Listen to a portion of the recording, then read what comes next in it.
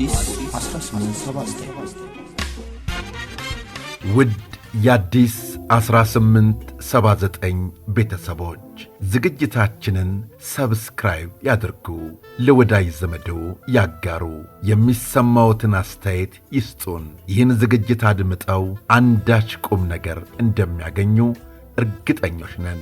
እነሆ ወደ ታሪካችን፣ ወደ ወጋችን፣ ወደ ጫወታችን እንለፍ። ስለ ቤተሰብነቱ ከልብ እናመሰግናለን። አዲስ 1879 ይህ የአዲስ 1879 የታሪክ ማስታወሻ ነው። ንጉሠ ነገሥት ቀዳማዊ ኃይለ ሥላሴ በስቴዲየሙ ተገኝተዋል። ጥር 13 ቀን 954 ዓመተ ምህረት አዲስ አበባ ያንን ደማቅ በታሪክም ጉልህ ስፍራ ያለውን ቀን መቼም አትረሳውም። ኢትዮጵያ ያንን ቀን በደማቁ በታሪክ በቀይ ብዕር መዝግበዋለች። በፀሐያማው ዕለት የጥምቀት በዓል በደማቁ በተከበረበት ኢትዮጵያ የመጀመሪያውን የአፍሪካ ዋንጫ ድል ለማስመዝገብ ሽርጉድ እያለች ነው። የዚች ጥንታዊ ከተማ ብቸኛ ስቴዲየም ሆኖ ራሱ ታሪክ ነጋሪ ሆኖ የተቀመጠው አዲስ አበባ ስቴዲየም በስፖርት ፍቅር በነደዱ ተመልካቾች ተሞልቷል። ያኔ የነበረው 4 ተሳታፊ ብቻ ነበር። አንድ ጨዋታ ብቻ አድርጎ ለፍጻሜ ማለፍ ተችሏል። ኢትዮጵያ ቱኒዚያን 4-2፣ የግብፅ ብሔራዊ ቡድን ደግሞ ዩጋንዳን 2-1 አሸንፎ ለፍጻሜ ደረሰ። አዲስ አበባ ማታ ነው ድሌን ልትዘፍን ሰዓቱ ደረሰ።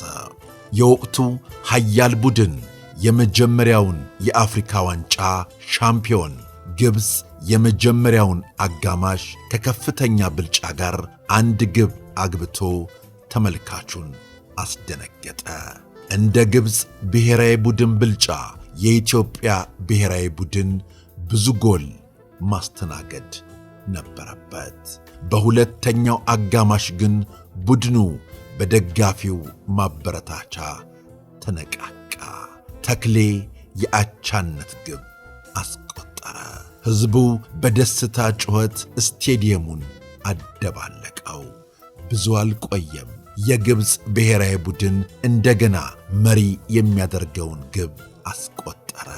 እንደገና ንጉሡን ጨምሮ የአዲስ አበባ ስቴዲየም ታዳሚ ያኔው ቀዳማዊ ኃይለ ሥላሴ ስቴዲየም ተመልካች በሐዘን ስሜት ተዋጠ። ደቂቃዎች ነጎዱ። ጨዋታው ሊጠናቀቅ 7 ደቂቃ ሲቀር ግን ሉቺያኖ የአቻነት ግብ አገባ። ምድር ቁና ሆነ። ተስፋ እንደገና አንሰራራ። 90 ደቂቃ አልቆ የ30 ደቂቃ ጭማሪ ተደረገ። አሁን ጠንካራ ሥራውም ዕድልም ከኢትዮጵያ ብሔራዊ ቡድን ጋር ነበሩ። ኢታሎ ቫሳሎና መንግሥቱ ወርቁ ጎል አስቆጥረው በ4-2 ውጤት ኢትዮጵያ የሦስተኛው የአፍሪካ ዋንጫ ድል ባለቤት ሆነች። የወቅቱ የስቴዲየሙ ደጋፊም በእግር ኳስ ድል ፈነደቀ። ሉቺያኖ ቫሳሎ ከንጉሡ እጅ ያችን ውድ ዋንጫ ተረከበ። እስከ አሁን ድረስ ብቸኛ የሆነውን የአፍሪካ ዋንጫ ድል በሌላ ድል አለመደገሙ እንቆቅልሽ ሆኖ ቀጥለዋል። አዲስ አበባ የአፍሪካ ዋንጫን ለ2 ተጨማሪ ጊዜያት እንደገና ብታስተናግድም ያንን ድል መፍጠርም መድገምም አልቻለችም።